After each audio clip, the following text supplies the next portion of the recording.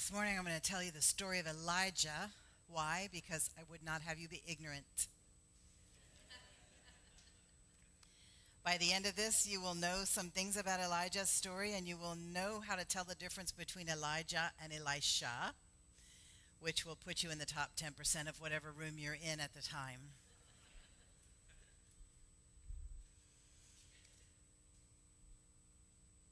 The actual title of this sermon is Why Everybody Hates a Prophet. Elijah was a prophet. His story is in the book of Kings in the Hebrew Scriptures.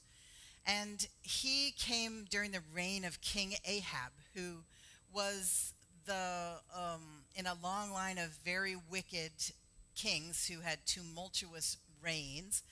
One of the ones that came right before Ahab only reigned for 7 days before he got overthrown. And Ahab yet reigned 22 years, so he had strength and ruthlessness in order to reign for 22 years. The first time we meet Elijah, he's showing up at the court of Ahab, King Ahab. Abraham's not in this story. He's in the court of Ahab, and what he says to Ahab is, you and your family have been wicked. You married a priestess of Baal. Baal was the fertility god whose religion was in the nations surrounding Israel. Another little bit of information, Israel is the name of the northern kingdom, Judea is the name of the southern kingdom, and Israel and Judea together are what we now call Israel.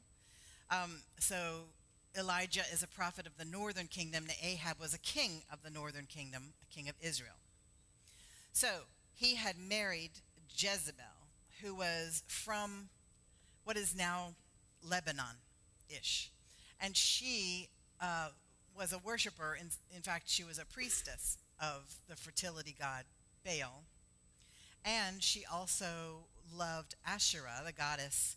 She was surrounded by 450 priests of Baal and 400 priestesses of Asherah.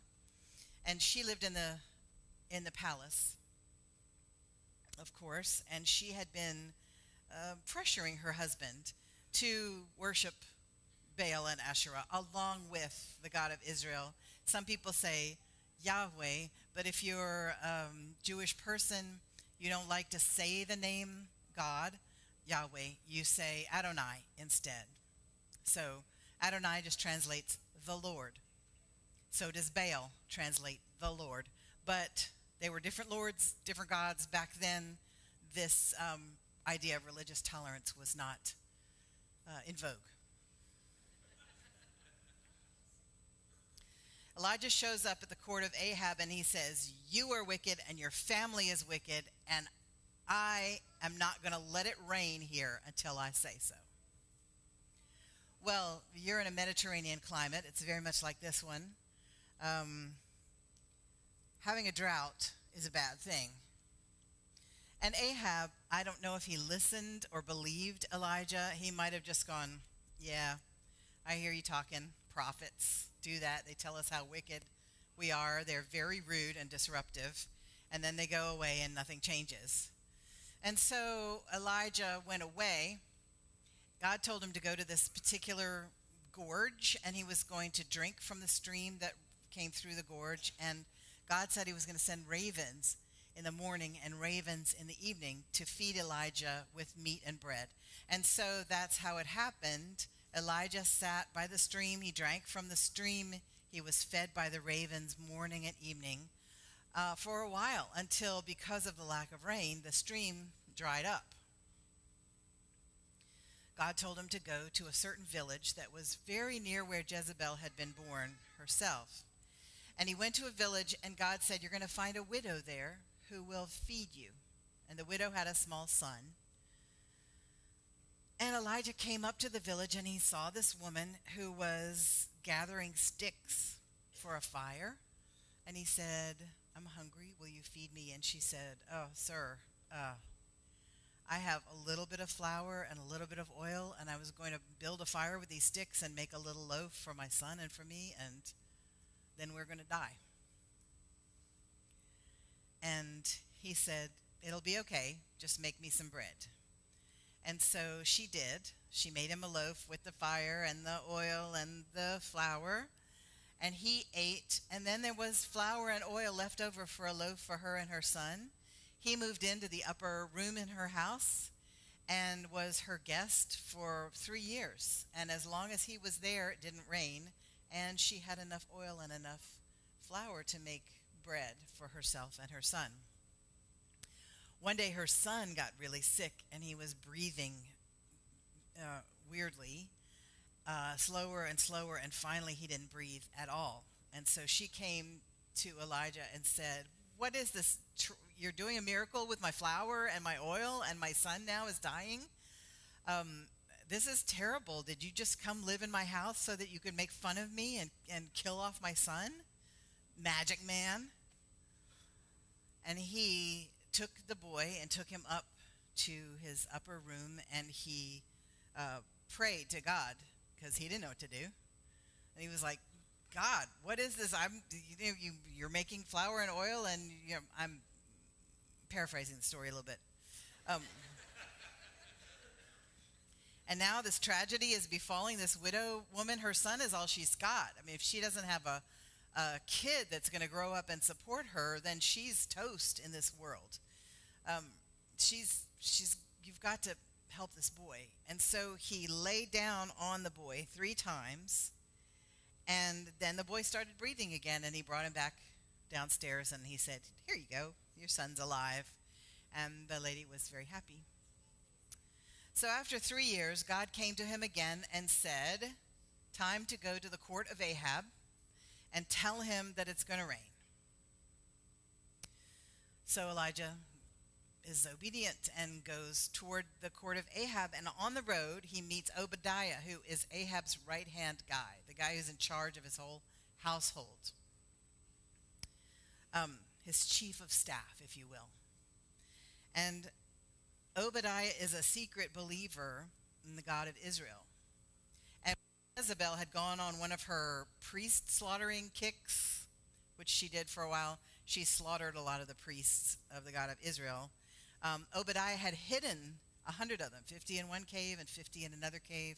He'd brought them food and he'd brought them water and kept them alive until Jezebel was on to her next thing. And so Obadiah meets Elijah on the road and says, "Is that you, Elijah?" And Elijah says, "Yes, I'm going to the court of Ahab to tell him it's going to rain now. Would you run on ahead of me and tell him I'm going to be there?" And Obadiah said, "Oh, please don't ask me to do that, okay? Because you're a prophet, and prophets are like here one day and gone the next. I don't know where you're going to be. Ahab's had people looking for you in every country. They can't find you. If you don't show up, he's going to torture me." And that's, I helped save those priests, and I'm a really good guy. And Elijah said, "I will show up today. Don't worry about it. Go tell him." And so Obadiah went and told Ahab, and Ahab came running out and came to meet Elijah on the road. And he said, this is my favorite part of the whole story, because it's very Black Lives Matter to me. So he comes out and he says, I'm going to get this just right so that I can share it with you correctly, not paraphrasing. So he saw Elijah, and he said to him, "Is that you, you troubler of Israel?" "I have not made trouble for Israel," Elijah replied, "but you and your father's family have. You have abandoned the God." Anyway, he goes on and lists the sins. And it feels to me so true that when you begin speaking truth to power, they feel troubled, and they feel like the trouble is from you. But is it? No. You're just pointing out the trouble. You ask a question, people look at you as if you're rude. You're disrupting. Why are you doing this? I went on a Boy Scout tour of the water system in South Carolina where we lived, and I was a little surprised. There was a lake, a reservoir that we got all our water from, and people lived all along the lake, and they put like lawn chemicals on their lawns and that kind of thing. And they showed us a cross-section of their filter, and it was, sand charcoal leaves. And I said, really? Sand, charcoal, leaves, is that enough to take lawn chemicals out? They said, it's very clean. And I was like, really, are you sure? Because those chemicals, I mean, I don't know, really, I'm open-minded. Just tell me. And the other parents are looking at me like, psst. He said, we check it regularly. I said, so, like, how often? What's regular? Once a year. Like, you check it once a year and it goes through leaves and we're drinking it? Anyway, then my son was going, psst. But when you start disturbing the status quo, and, leaves might be fine to take out chemicals from the lawn juice. I don't know. I don't know. But when the marchers closed the streets, the white liberal person that Martin Luther King wrote about from the Birmingham jail goes, oh, they're just creating a backlash. They're creating hostility against their cause. If they weren't so disruptive, I mean, really, they would get what they want eventually.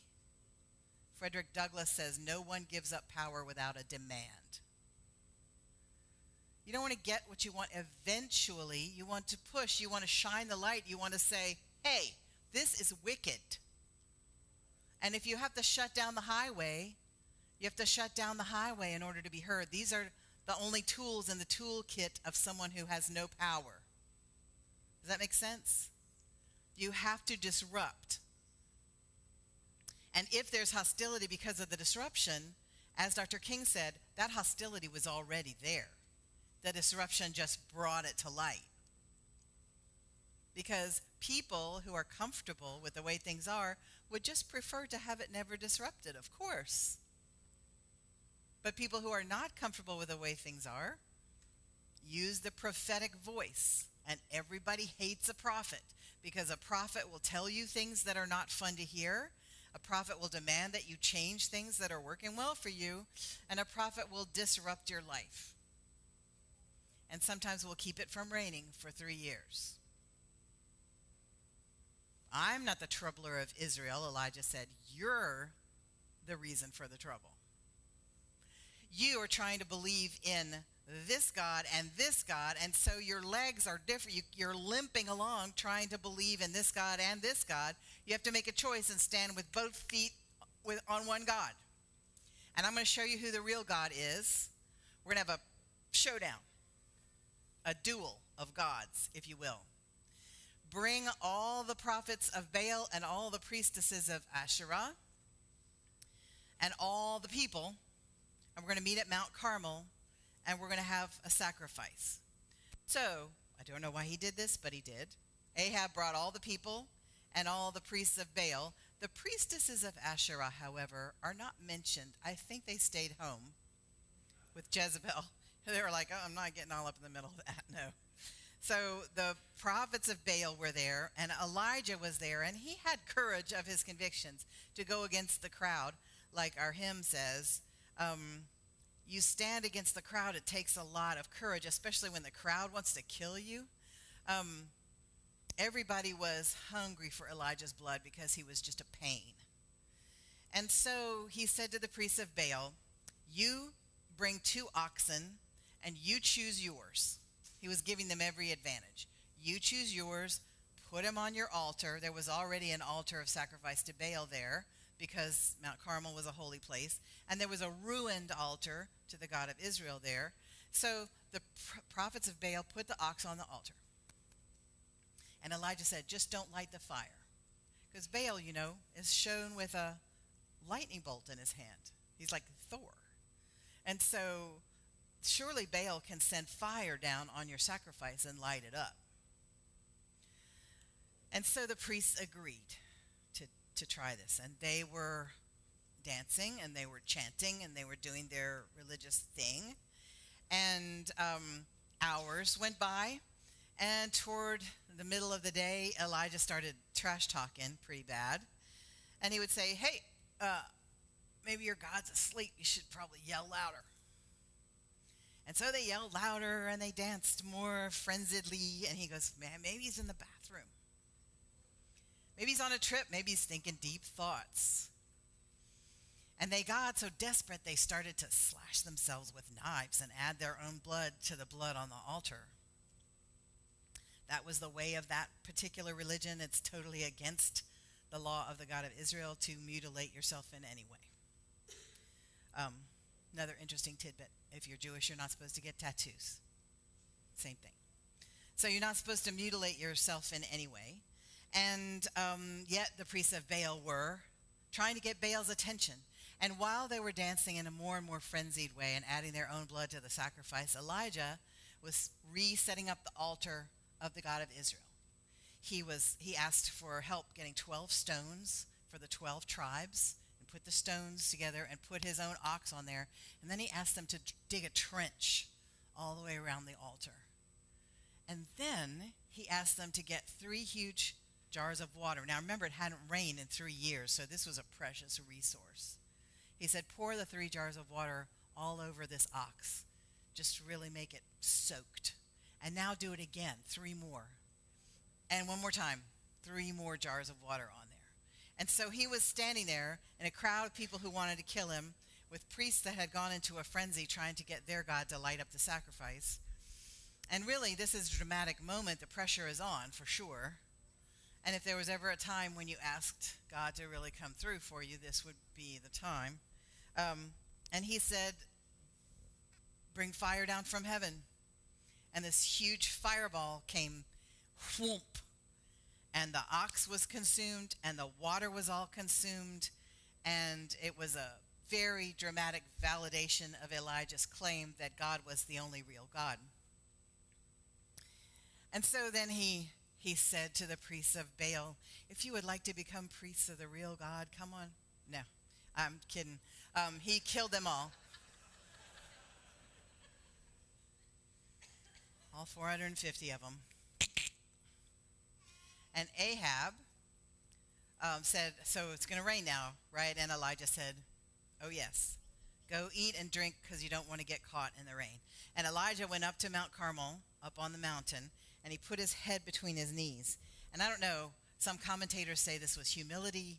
Other commentators say this was despair, like, is God going to come through for you again?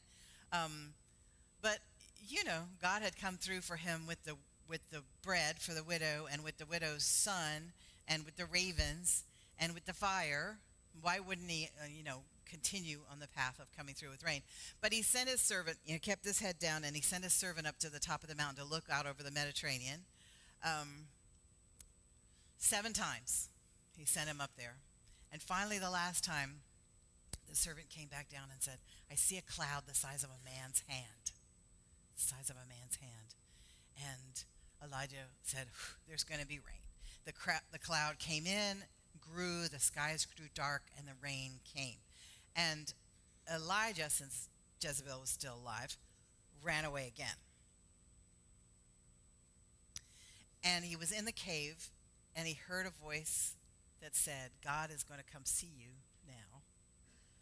So Elijah came to the mouth of the cave and covered his face, and there was a huge earthquake.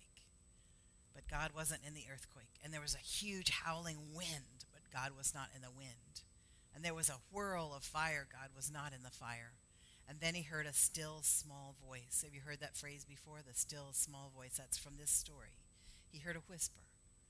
And God said to him, go fine. I know you're tired. I know you don't want to do this anymore. Profiting is very hard work. And nobody likes you.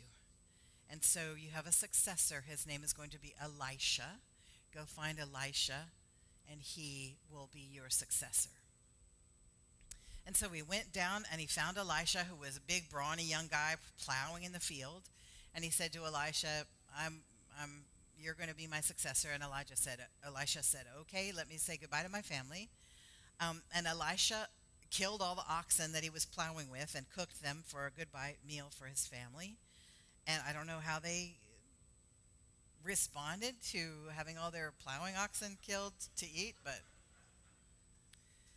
and he started following Elijah. And Elijah said, I'm going to the city of Jericho. you stay here. And Elisha said, no, I'm coming with you. And Elijah said, okay. So they were going to cross the river Jordan, and Elijah took off his mantle, and he hit the water with the mantle, and the waters parted, and they walked across the Jordan River on dry land. And they came to Jericho, and there were a bunch of people that said, we've heard it said that Elijah is coming here to die. Have you heard that? And Elisha said, I don't, he doesn't tell me anything. And so a whirlwind of fire came and took Elijah up into heaven. And this is why in the legends that are non-biblical, Elijah comes back again and again in the guise of a beggar, or in the guise of a homeless person, or in the guise of a widow, or in the guise of a starving child. And that is Elijah coming back, and it said that when Elijah is treated as he should be, that the world we dream about will come. So we're told by these stories to imagine that we're seeing Elijah everywhere we go.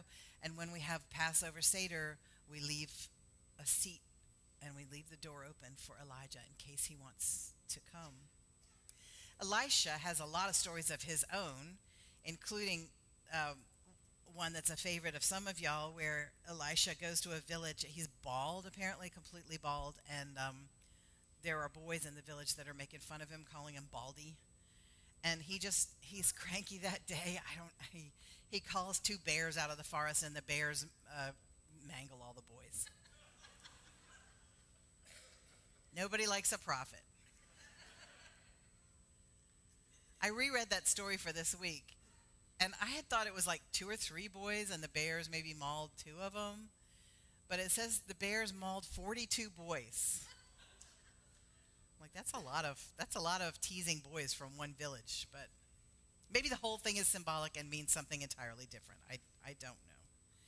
But I love the story because I love the story that says disruption comes from wickedness. That's what disruption comes from. Nobody needs to disrupt if everything is fair. Does that make sense? And disruption is a tool of the powerless. And so when you are asking a rude question or saying a truth to power, and they roll their eyes, or they do that thing where they shake their head and give that little laugh, or they go, well, no, that's not true at all. Oh, they all do it. I don't know who they learned it from, but they go to the same wickedness school. And they shake their heads and look down and laugh. You watch on the news if you don't see it quite a bit. Not naming any names. If you are a nice liberal person and yet you feel disrupted by some rudeness on the part of people who are not getting a fair shake, tell yourself this is the way it goes. You have to try to fix the unfairness, and then you have to join the disruption. Because sometimes 3 years without rain is all the wicked king will listen to. Sometimes getting your highway shut down is all the people will listen to. Disruption is caused by wickedness.